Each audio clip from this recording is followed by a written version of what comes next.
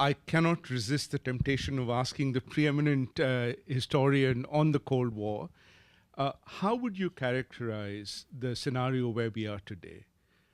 Would you call it the new Cold War? Would you call it Cold War 2.0? Would you call it something else entirely? Thank you. Let's call it something else. All right. There have been Cold Wars throughout history. If you define Cold War in lower letters, not capital letters, as simply a persistent and sometimes very, very tense conflict that still does not erupt into a hot war, then this is nothing new. There's a long tradition of this having happened.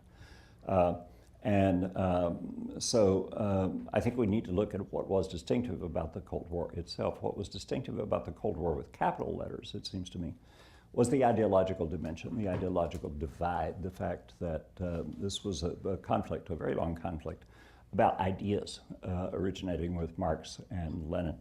And one of the things that we have found is how seriously the Soviet and Chinese leadership took ideology.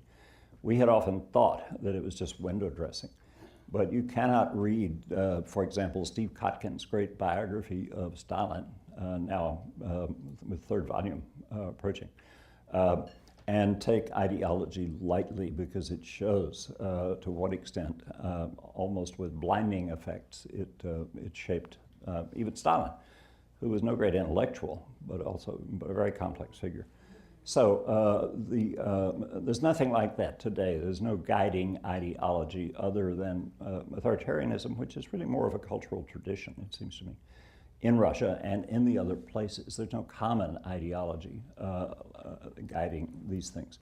What's guiding them is, I think, a backlash against globalization in each of these countries, if you include immigration as a manifestation of globalization. Certainly that's what's going on in Europe in places like Hungary, for example.